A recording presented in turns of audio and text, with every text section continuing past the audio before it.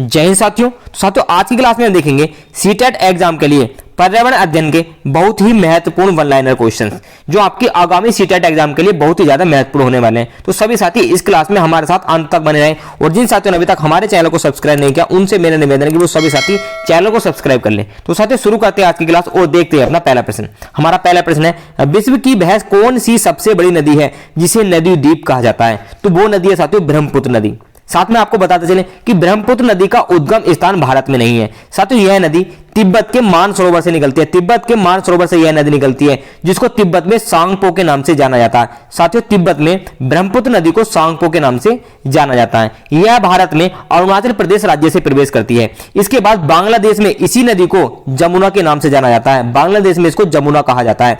और साथियों जब इसकी जलधारा ब्रह्मपुत्र नदी की धारा गंगा के साथ मिल जाती है तो इन दोनों की संयुक्त धारा को मेघना के नाम से जाना जाता है। तो यहां से आपके बहुत सारे क्वेश्चन बन सकते हैं। इन दोनों की संयुक्त जलधारा को मेघना के नाम से जाना जाता है। इसके बाद यह नदी सुंदरबन डेल्टा का निर्माण करते हुए बंगाल की खाड़ी में जाकर गिर जाती है। साथियों इस नदी की कुल लंबाई 2900 किलोमीटर है।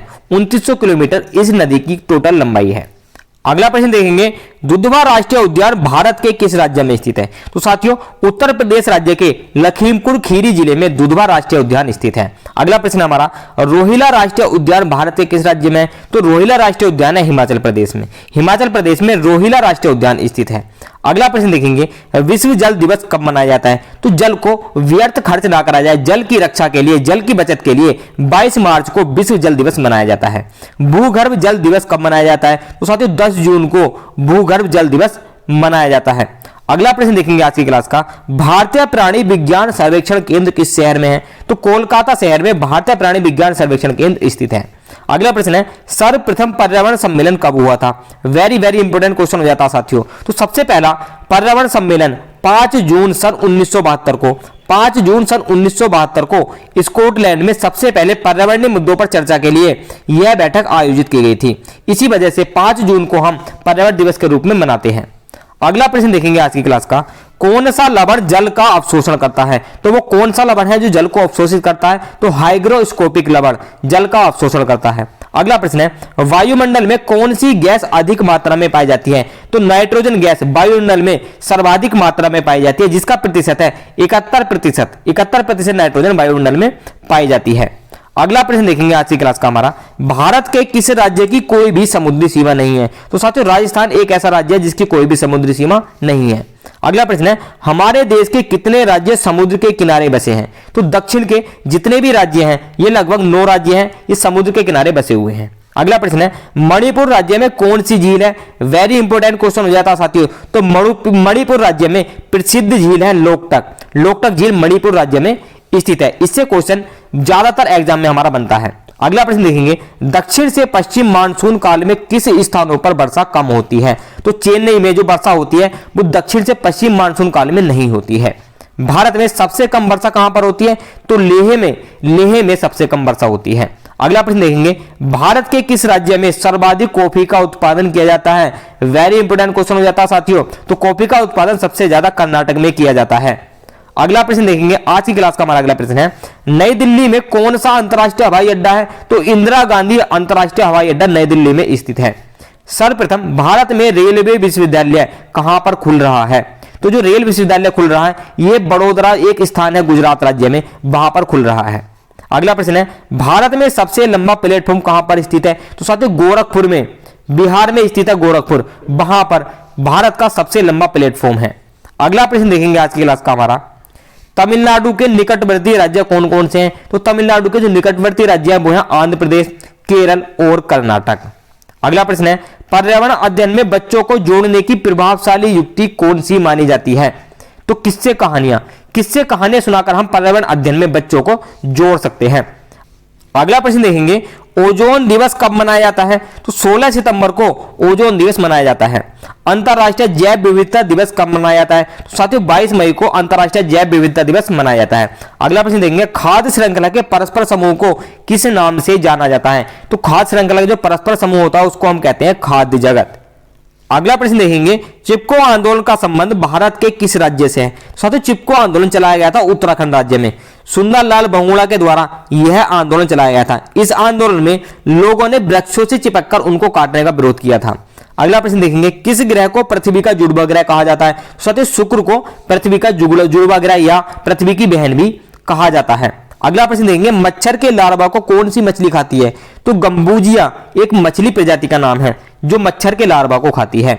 विश्व के प्रमुख खाद्यान्न फसल कौन से हैं? तो गेहूं विश्व का सबसे प्रमुख खाद्यान्न फसल है। अगला प्रश्न देखेंगे, आज की क्लास का हमारा अगला प्रश्न है, चावल और गेहूं में सबसे ज्यादा कौन सा तत्व पाया जाता है? तो साथियों चावल और गेहूं में कार्बोहाइड्रेट पाया जाता है। गहन परिस्थितिकी शब्द का प्रयोग सर्वप्रथम किसने किया था? तो अर्नीज नेस के द्वारा गहन परिस्थितिकी शब्द का प्रयोग किया गया था। पृथ्वी के चारों ओर गैसों के समूह को क्या कहा जाता है? तो साथियों जो पृथ्वी के चारों ओर गैसों का समूह उसको हम वायुमंडल के नाम से जानते हैं। अगला प्रश्न देखेंगे आज की क्लास का हमारा, पृथ्वी शिखर सम्मेलन का आयोजन कहां किया गया था? साथियों क्योटो में पृथ्वी शिखर सम्मेलन का आयोजन किया गया था। अगला प्रश्न देखेंगे आज की क्लास का, अंतरराष्ट्रीय टाइगर दिवस कब मनाया जाता है? तो 29 जुलाई को अंतरराष्ट्रीय टाइगर दिवस मनाया जाता है। अगला प्रश्न देखेंगे, किस मंडल में अधिकतर पेड़ पौधे पाए जाते हैं? तो साथियों स्थल मंडल में सबसे ज्यादा पेड़ पौधे पाए जाते हैं। अगर वनस्पति की बात करें, अगर वनस्पति का क्वेश्चन आता तो साथियों जल मंडल में, अगर वनस्पति की बात करें तो सबसे ज्यादा वनस्पति जल मंडल में पाई जाती है। भूकंप किस पैमाने पर मापा जाता है? तो रिएक्टर पैमाने पर भूकंप मापा जाता है और यह पैमाना जिस यंत्र में लगा होता है उसको कहते हैं साथियों सीस्मोग्राफ। सीस्मोग्राफ में यह पैमाना लगा होता है जिसके द्वारा हम भूकंप की तीव्रता को नापते हैं। अंतरराष्ट्रीय ओजोन दिवस कब मनाया जाता है? तो 16 सितंबर को अंतरराष्ट्रीय ओजोन दिवस मनाया जाता है। ये क्वेश्चन भी हमारा 2-3 बार रिपीट हो चुका है, बहुत ही इंपॉर्टेंट क्वेश्चन है। अगला प्रश्न देखेंगे, वायु प्रदूषण को कम करने का सबसे अच्छा स्रोत क्या है? तो वृक्षारोपण करके हम अधिक से अधिक वृक्ष लगाकर वायु प्रदूषण को कम कर सकते हैं। अगला प्रश्न है, कौन सा देश विश्व में ग्रीन हाउस गैसों का सबसे बड़ा उत्सर्जक देश है? अब किस देश में सबसे ज्यादा ग्रीन हाउस गैसों का उत्सर्जन हो रहा है? तो चीन ऐसा एक देश है जहां पर सबसे ज्यादा ग्रीन हाउस गैसों का उत्सर्जन हो रहा है। अगला प्रश्न है, किस देश ने सर्वप्रथम कार्बन टैक्स लगाया था? तो कार्बन पर टैक्स किस देश ने लगाया था? तो फिनलैंड एक ऐसा देश है जिसने कार्बन पर भी टैक्स लगा दिया था। अगला प्रश्न देखेंगे, भारत के किस राज्य के लोग चेराव नाच करते हैं? तो चेराव नाच कहां के लोग करते हैं? मिजोरम राज्य में चेराव नाच प्रसिद्ध है। वृक्क की कार्यात्मक इकाई को क्या कहा जाता है? तो नेफ्रॉन जो है वृक्क की कार्यात्मक इकाई है। अगला प्रश्न देखेंगे आज की क्लास का हमारा अगला प्रश्न है, सेब का कौन सा भाग खाने योग्य होता है? तो पुष्पासन, सेब का पुष्पासन भाग खाने योग्य होता है। आम के खाने योग्य भाग को क्या कहते हैं? आम के खाने योग्य भाग को कहते हैं साथियों मीसोकार्प। अगला प्रश्न है, 10% नियम किसके द्वारा दिया गया है? वेरी इंपोर्टेंट क्वेश्चन हो जाता है साथियों, 10% नियम दिया गया है लिंडमैन जी के द्वारा। अगला प्रश्न देखेंगे आज की क्लास का हमारा अगला प्रश्न है, छिपकली मेंढक अपना शिकार करने के लिए किसका प्रयोग करते हैं? तो साथियों आपने देखा होगा मेंढक और छिपकली अपना जब शिकार करते हैं तो अपनी जीभ को बाहर निकालते हैं, तो अपनी जीभ के द्वारा वह शिकार करते हैं। भारतीय गेहूं व जौ अनुसंधान संस्थान कहां पर स्थित है? तो करनाल जो कि हरियाणा में स्थित एक जगह है, वहां पर भारतीय गेहूं व जौ अनुसंधान स्थित है। अगला प्रश्न देखेंगे आज की क्लास का हमारा अगला प्रश्न है, राष्ट्रपति के पद के लिए न्यूनतम आयु सीमा कितनी होनी चाहिए? तो 35 वर्ष राष्ट्रपति पद के लिए न्यूनतम आयु सीमा है। विश्व स्तर पर हरित क्रांति के जनक किसे माना गया है? वेरी इंपोर्टेंट क्वेश्चन हो जाता है साथियों, तो वोरलॉग को हरित क्रांति का जनक माना जाता है। काराकोरम दर्रा किस राज्य में स्थित है? यह क्वेश्चन भी बहुत ही ज्यादा महत्वपूर्ण हो जाता है, तो जम्मू कश्मीर राज्य में काराकोरम दर्रा स्थित है। अगला प्रश्न देखेंगे आज की क्लास का हमारा अगला प्रश्न है, मृत सागर का जल किस प्रकार का होता है? तो मृत सागर का जल बहुत ही ज्यादा खारा होता है, बहुत ही ज्यादा नमकीन होता है। यहाँ पर साथियों कोई भी वस्तु डूबती नहीं है, जल के खारे होने की वजह से यहाँ का घनत्व बहुत ही ज्यादा बढ़ जाता है, इस चीज की वजह से चीजें इसमें डूबती नहीं है, इसलिए इसको मृत सागर के नाम से जाना जाता है। कौन सी फसल भारत में सर्वाधिक बोई जाती है? तो सबसे ज्यादा फसल जो बोई जाती है वो चावल की फसल भारत में बोई जाती है। टिहरी बांध किस नदी पर बना हुआ है? वेरी इंपोर्टेंट क्वेश्चन हो जाता है साथियों, टिहरी बांध भागीरथी नदी पर बना हुआ एक बांध है। अगला प्रश्न देखेंगे आज की क्लास का अगला प्रश्न है हमारा, भाखड़ा नांगल परियोजना किस नदी पर है? तो सतलुज नदी पर भाखड़ा नांगल परियोजना या भाखड़ा नांगल बांध बना हुआ है। यह क्वेश्चन भी आपके लिए बहुत ही ज्यादा महत्वपूर्ण हो जाता है। मैक्सिको देश कहां पर स्थित है? तो उत्तर अमेरिका महाद्वीप में मैक्सिको देश स्थित है। अगला प्रश्न देखेंगे, कौन सा महाद्वीप एक दूसरे का दर्पण प्रतिबिंब बनते हैं? तो अफ्रीका और दक्षिण अफ्रीका, ये दोनों एक दूसरे का दर्पण प्रतिबिंब बनते हैं।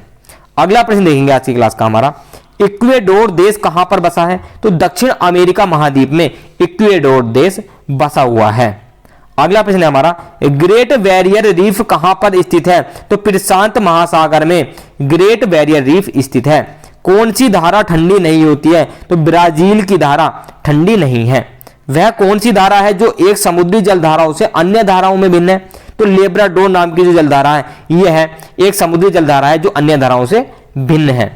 अगला प्रश्न देखेंगे आज की क्लास का हमारा, भारत के किस राज्य में वन क्षेत्र अधिक है? तो सबसे ज्यादा वन मध्य प्रदेश राज्य में पाए जाते हैं।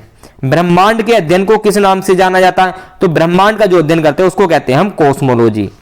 अगला प्रश्न है, जल प्रदूषण निवारण तथा नियंत्रण अधिनियम कब पारित हुआ था? तो सन 1947 में यह नियम पारित हुआ था।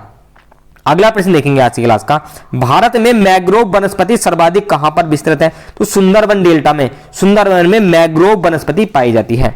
अगला प्रश्न देखेंगे, कौन सा पारिस्थितिकीय तंत्र पृथ्वी पर सर्वाधिक क्षेत्र में फैला हुआ है? तो इसका आंसर हो जाएगा सामूहिक क्षेत्र। अगला प्रश्न देखेंगे, भूगोल को मानव परिस्थिति के रूप में परिभाषित किसने किया था? तो हॉलोन बैरोज ने भूगोल को मानव परिस्थिति के रूप में परिभाषित किया था। अगला प्रश्न है, जेट विमानों की गति किस यंत्र से मापी जाती है? अब जेट विमान बहुत गति से उड़ते हैं तो इनकी गति को किस इकाई में मापते हैं? मैक इकाई में, मैक इकाई में इनकी गति को मापा जाता है। किस वृक्ष को पारिस्थितिकी का आतंकवादी कहा जाता है? तो साथियों सफेदा, जिसको हम यूकेलिप्टस भी कहते हैं, इस वृक्ष को पारिस्थितिकी का आतंकवादी भी कहा जाता है।